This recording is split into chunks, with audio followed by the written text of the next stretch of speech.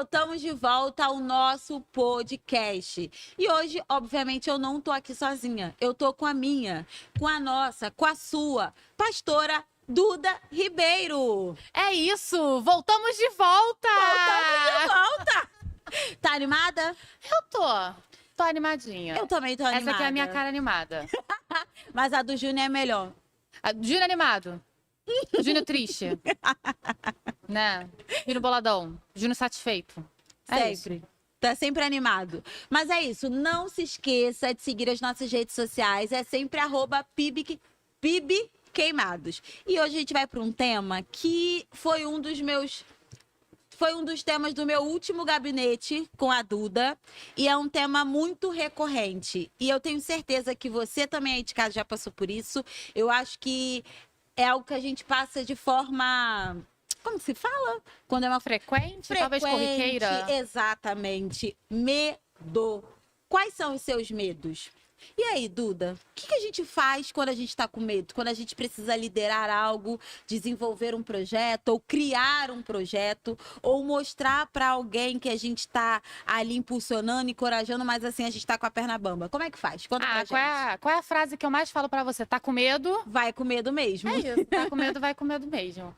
Mas acho que é muito bom a gente entender que, por definição, o medo, ele não é o medo não, a coragem, ela não é a ausência do medo, né? O antônimo de coragem não é medo, o antônimo de coragem é covardia. Então, a coragem, ela não é a ausência do medo. A coragem, na verdade, ela, por definição, é se mover apesar do medo. Ou seja, isso. o medo tá ali. O medo, ele existe. O medo, ele não é esquecido e a gente só não dá atenção para ele. O medo existe, o medo nos faz ponderar riscos, o medo nos faz avaliar e talvez até vacilar. Mas é isso, a questão não é sentir o medo, que é um sentimento que existe, né, para todo humano. Mas o que a gente faz com o medo que a gente sente? É o medo que a gente sente, faz a gente até avaliar algumas coisas, ponderar algumas coisas, talvez até alinhar uma estratégia melhor. E a gente segue, né? Põe o medo no bolso e segue. Ou o medo, ele tem o poder de nos paralisar. Essa é a grande questão. Está muito mais relacionado à decisão de querer seguir com o medo mesmo, né? Não dizer que não sente, quem diz que não sente medo mentiu. Psicopatia, gente, para com isso. Não sente Com nada, certeza. é psicopata. Você tem o medo, mas você segue com ele mesmo. Então, você fez tal coisa, você liderou tal coisa, você hoje está em tal posição. Nossa, como fulano é corajosa. Mentira, morro de medo. Todos os dias. Na verdade, eu sou, por natureza, muito medrosa. Mas aí eu tinha uma escolha. E foi até uma coisa que a gente conversou. Chegou um ponto que eu tinha uma escolha. Ou eu sentia medo e eu deixava de viver coisas por conta do medo que eu sentia. E começaria a viver dentro do estágio do e se? Porque veio uma oportunidade, Deus me pede para fazer uma coisa, eu fico com medo, não vou, mas eu penso, e se eu tivesse ido? E se eu tivesse feito, o que poderia ter acontecido? Onde eu poderia estar? Como teria sido aquela situação? E a dúvida do e se é algo que não pega bem, me mata. Entendeu? Mexe na minha cabeça com algo muito profundo. E aí eu tive que decidir, ou eu encaro o medo e vou, e não deixo a pergunta do e se viver, porque eu vou viver o que eu tenho que viver. E se der ruim, não tem problema. A gente é resolutiva. A gente pega, resolve. Se foi um erro meu, eu peço desculpas, abaixo a cabeça, reconheço o meu erro e dou o meu melhor para corrigir. E se der certo, uau! Deu certo. Mas eu não vou deixar o medo me paralisar, principalmente quando é a respeito de algo que eu entendo que é um direcionamento vindo de Deus. Porque aí eu já não falo mais só de uma covardia, de um medo, eu tô falando de uma desobediência. Então, qual é o risco do meu medo? É desobedecer ao Senhor, eu vou botar o medo no bolso e eu vou seguir, porque eu não quero desobedecer ao Pai. Eu sei que quando eu sou obediente, eu dou os passos de fé, dou os sims que Ele me pede, embora os processos sejam pesados, eu sei que o lugar para onde eu estou indo é um lugar embaixo do favor dele. Toda caminhada, por mais que um processo possa ser pesado, é uma caminhada que é realizada debaixo do favor e da graça dele. Eu quero estar nesse lugar de favor e de graça de Deus. Já teve alguma vez que o medo te paralisou e depois você teve que lidar com essa consequência entre resolver tete a tete você e Deus? Ai, caso assim, concreto, do tipo, tal situação, Dai, agora, eu não vou conseguir puxar uma na memória, sendo bem sincera. Mas assim, sem sombra de dúvidas eu já tive. Hoje, eu vou mais, entendeu? Eu encaro mais o medo. Mas eu já tive época de ser muito, muito medrosa, de ficar completamente paralisada. E às vezes o Júnior dá os passos e eu pegar carona no bonde andando, entendeu? Diversas vezes. Mas a sensação de que eu não realizei algo por medo, ainda que no momento que faça algum sentido né, o medo de dar ruim, o medo de me expor, o medo de qualquer coisa, depois ela vem associado de uma culpa que eu não gosto de sentir. Do porquê eu não obedeci, eu deveria ter obedecido, eu deveria ter feito, eu deveria ter ido, isso teria sido bom para o meu crescimento. Sim. Sem mesmo ter certeza dos resultados, teria sido bom para o meu crescimento. E eu gostaria de ter passado por essa experiência, porque as experiências permitem que a gente cresça, aprenda e se torne preparado para outras maiores. Existem coisas que eu tinha medo de fazer e que a gente realizou anos atrás, eu realizei anos atrás, que naquele momento nem deu tudo certo, mas que até mesmo aqueles erros me prepararam de um jeito muito maluco para que hoje, em situações parecidas, eu consiga ser muito mais assertiva e consiga colher resultados melhores. Então, assim, por trás de um grande acerto, sempre tem erros. Entendeu? Então, assim, vai ter situações em que eu vou arriscar e talvez eu esteja ouvindo a minha própria voz e não a voz de Deus, mas eu preciso correr o risco.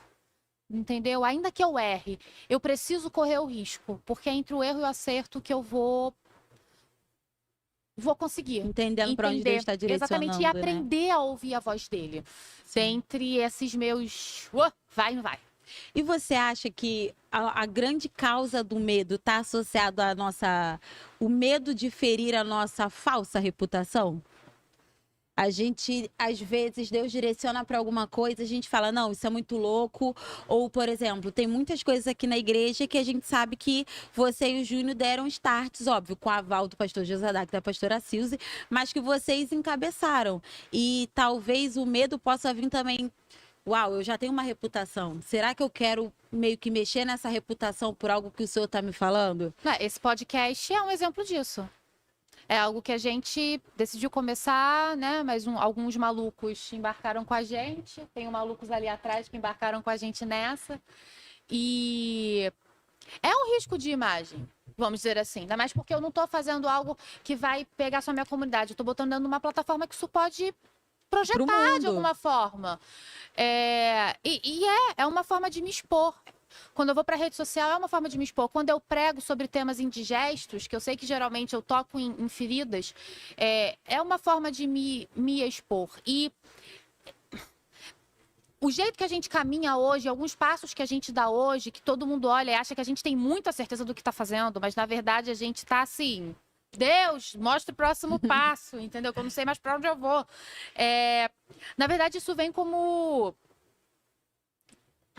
um momento que a gente vive atualmente, mas faz parte de um processo de... Como é que eu vou dizer?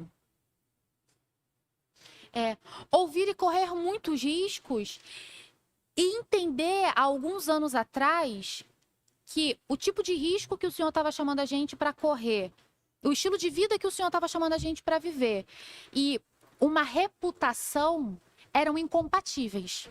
É isso. Então, ou eu escolhia prezar pela minha reputação, talvez a boa reputação de uma profissional, de alguém que quer projetar uma imagem profissional e fazer dinheiro, né? Que era o meu plano dos 20, se torna completamente incompatível com alguém que tem sido chamado para uma das áreas mais doidas que tem, que é o profético. E que vai ficar doida, e que vai deitar com a cara no chão, e que vai falar coisas indigestas, e que vai ter a imagem dela associada de forma pública, mas ministerialmente é o que eu quero, eu quero viver para isso, então mais ministerialmente do que em planos que digam respeito aos meus próprios interesses individuais. Então, a reputação, ela não combina para quem quer se entregar totalmente nas mãos do Senhor.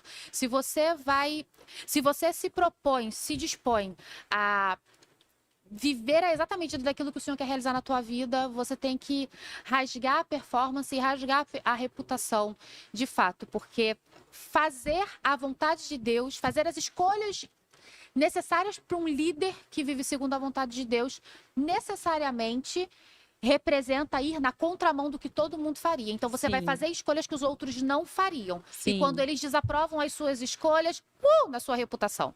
É isso. Então, não é compatível. Então, minha filha, a minha reputação foi rasgada, meu marido chia, eu deito com a cara no pó, entendeu? Eu falo coisas esquisitas, eu esqueço as coisas no meio da pregação, é isso. E vai indo. A vida é assim, entendeu? Eu realmente acredito que quando vivemos alguns processos em Deus, é porque Deus derramou uma graça diferenciada e a gente pode caminhar sobre aquilo ali e pode abençoar outras pessoas. Então, eu acredito que alguém que esteja nos assistindo talvez não tenha dado algum start de algum projeto que Deus entregou por medo. Então, eu gostaria de te pedir que orasse por essas pessoas, que essas pessoas fossem mais ousadas e tivessem coragem, esquecessem a reputação delas e entendessem que o Senhor tem chamado elas para viver algo diferente.